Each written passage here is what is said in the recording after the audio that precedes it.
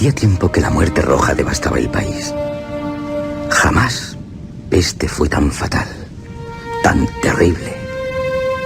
La sangre era su encarnación y su sello, el rojo y el horror de la sangre. Producía dolores agudos, un vértigo súbito y luego un rezumar abundante por los poros y la disolución del ser.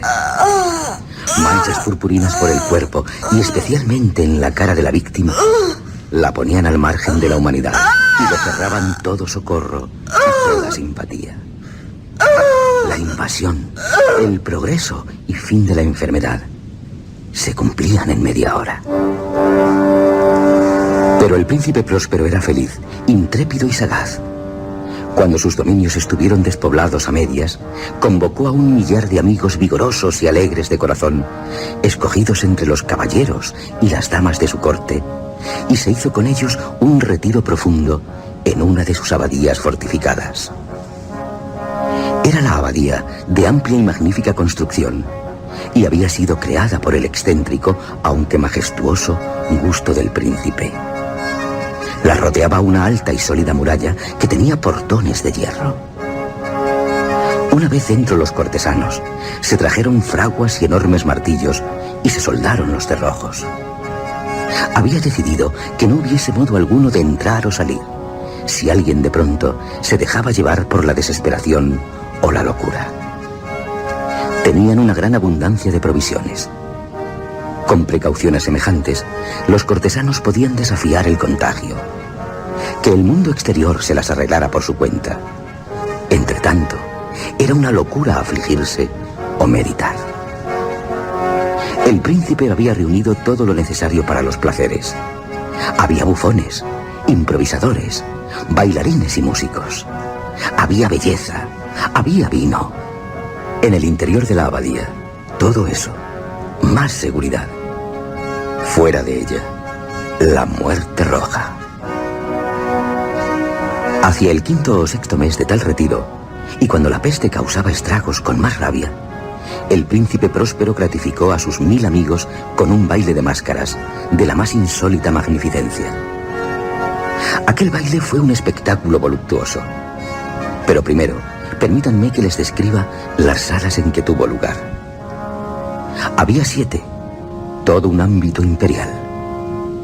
En la mayoría de los palacios, la sucesión de salas forma una larga galería en línea recta, pues las dobles puertas se abren hasta adosarse a las paredes, permitiendo que la vista alcance la totalidad de la galería.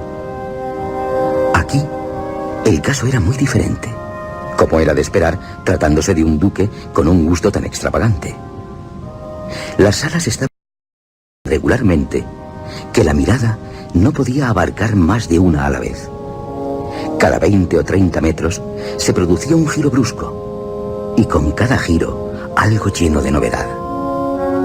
A derecha e izquierda, en medio de la pared, una ventana gótica, alta y estrecha, se asomaba a un corredor cerrado que enmarcaba las sinuosidades del conjunto con vidrieras cuyos colores estaban en armonía con el tono dominante en las decoraciones de la sala en que se abría.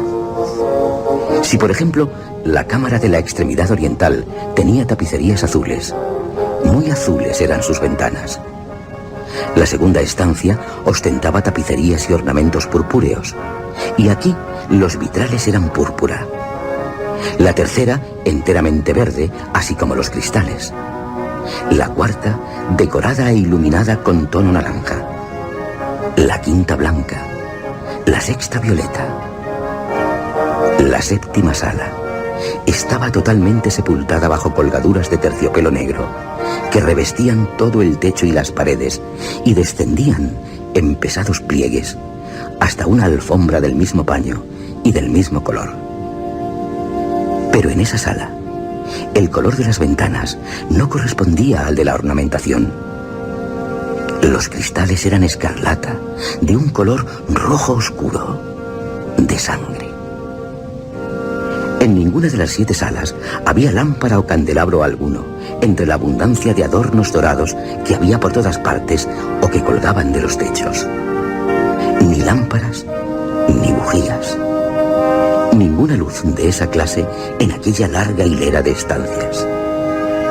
Pero en los corredores que las envolvían, justo delante de cada ventana, había un pesado trípode con un brasero resplandeciente que inundaba de luz la correspondiente sala. Así se producían una multitud de aspectos tornasolados y fantásticos.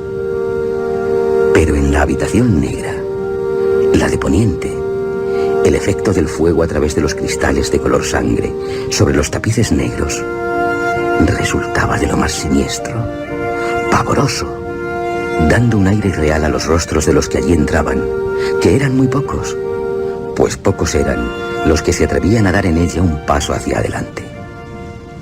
En esta sala, contra la pared de poniente, se apoyaba un gigantesco reloj de ébano. Su péndulo se balanceaba con un tic-tac sordo, pesado, monótono. Y cuando el minutero había recorrido el circuito de la esfera y la hora estaba a punto de tocar, de los pulmones de bronce de la máquina se elevaba un sonido claro, estrepitoso, profundo y excesivamente musical, pero de una nota tan particular y de tal energía que a cada hora los músicos de la orquesta se veían obligados a interrumpir un instante sus acordes para escuchar la música de la hora. Los bailarines se veían obligados a interrumpir sus evoluciones.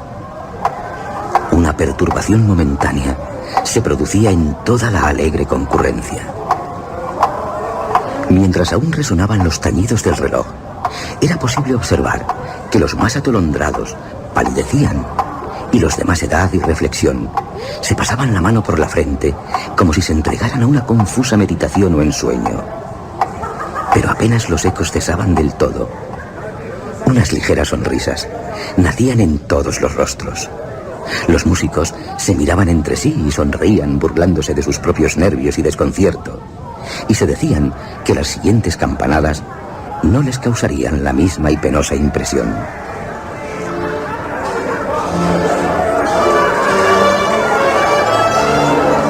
Pero, tras otros 60 minutos, que son 3.600 segundos de un tiempo que vuela, al sonar de nuevo el reloj, se producía la misma impresión, los mismos nervios, el mismo confuso ensueño.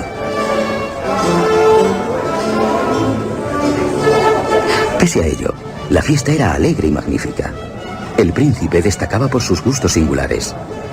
Sus ojos se mostraban especialmente sensibles a los colores y a los efectos que producían estos. Desdeñaba los caprichos de la convencional moda.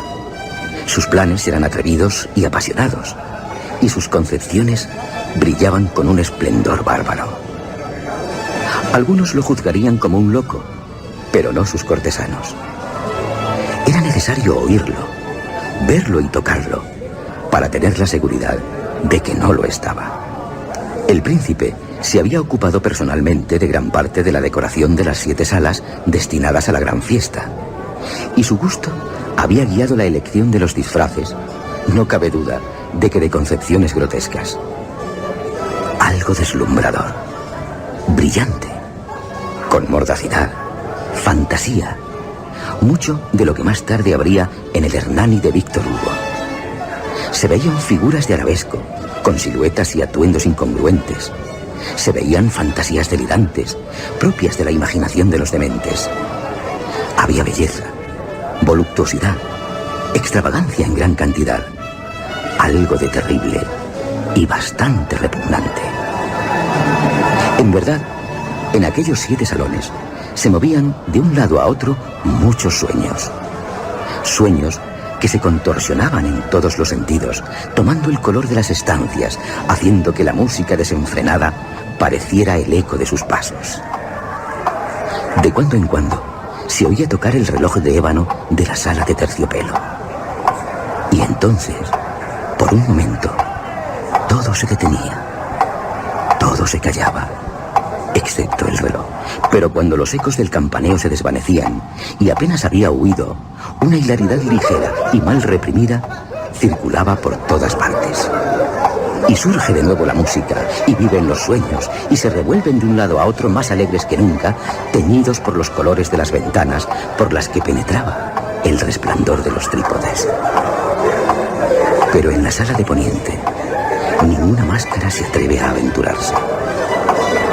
La noche avanza y una luz más roja afluye a través de los cristales color de sangre, y la negrura de las colgaduras fúnebres se hace terrible. Y el inconsciente que pisa la fúnebre alfombra escucha un sordo tic-tac, más solemne y enfático que el que llega a los oídos de quienes se arremolinan en las otras salas, en las que se congrega una gran multitud, latiendo en ellas el febril ansia de la vida. Continuaba la fiesta en su torbellino hasta el momento en que comenzaron a oírse los tañidos del reloj, anunciando la medianoche. La música se paró. El remolino de los bailarines se suspendió. Se produjo en todas partes una inmovilidad ansiosa.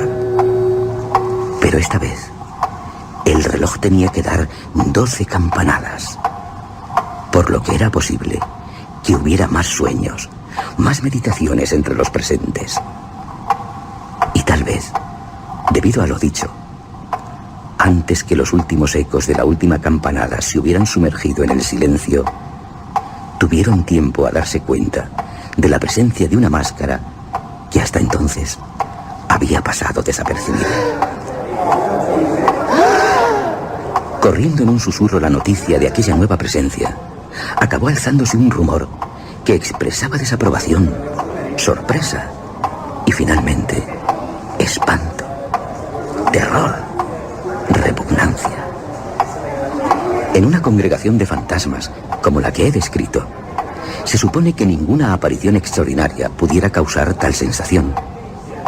El desenfreno de aquella mascarada no tenía límites, pero la figura en cuestión lo sobrepasaba, yendo más allá de lo que el liberal criterio del príncipe toleraba. Hasta los más temerarios, para los que la vida y la muerte no son otra cosa sino una broma, hay cosas con las que no se atreven a jugar. Todos sintieron el mal gusto y lo inconveniente del proceder del desconocido. El príncipe, enojado, lo observó. Es alto y lúgubre, envuelto en una mortaja de la cabeza a los pies. La máscara que oculta su rostro representa clara, fielmente el rostro de un cadáver. Difícil es no creer que se trata de su propio rostro, de tan perfecta que es la máscara. Pero, pese a ello, todos hubiéramos aceptado tal presencia. Pero ha adoptado el tipo de la muerte roja. De la muerte roja. Y eso, no puedo. Hasta hay sangre salpicando su espantosa vestimenta. Y en la máscara hay manchas escarlata. Del horror escarlata. Se acerca, lenta, enfáticamente, esforzándose en representar muy bien su papel. Entre los asistentes, ¿quién se atreve? ¿Quién se atreve a insultarnos con esta burla blasfematoria? Sea quien sea, apoderaos de él y desenmascaradlo. Sepamos a quién hemos de colgar de una almena al alba. El príncipe Próspero, cuando pronunció estas palabras, se hallaba en la sala este, la de color azul. Su voz resonó en las otras. Era fuerte, robusto, habiéndose detenido los músicos a una orden suya. Pero a consecuencia del terror indefinible que la audacia del desconocido había inspirado a todos, nadie se atrevió a ponerle la mano encima.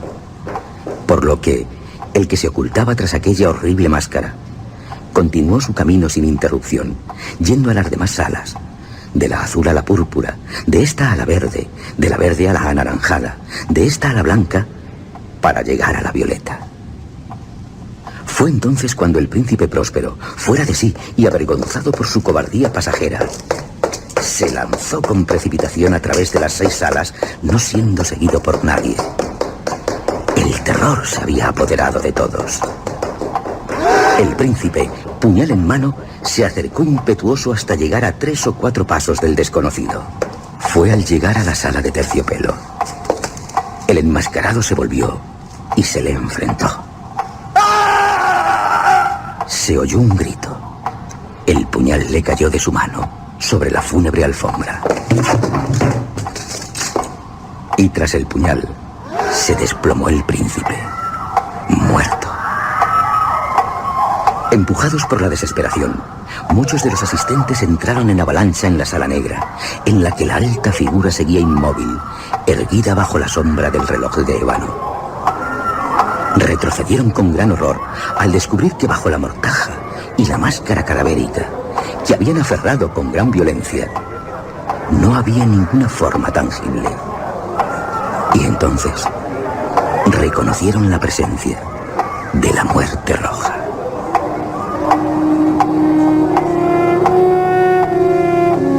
Había venido como un ladrón en la noche. Uno a uno fueron cayendo en las salas, inundadas de sangre, muriendo todos, quedándose tal como se desplomaban. El reloj enmudeció al hacerlo también el último cortesano con vida. Las llamas de los trípodes expiraron. Las tinieblas, la corrupción y la muerte roja se adueñaron. Lo dominaron todo. Todo.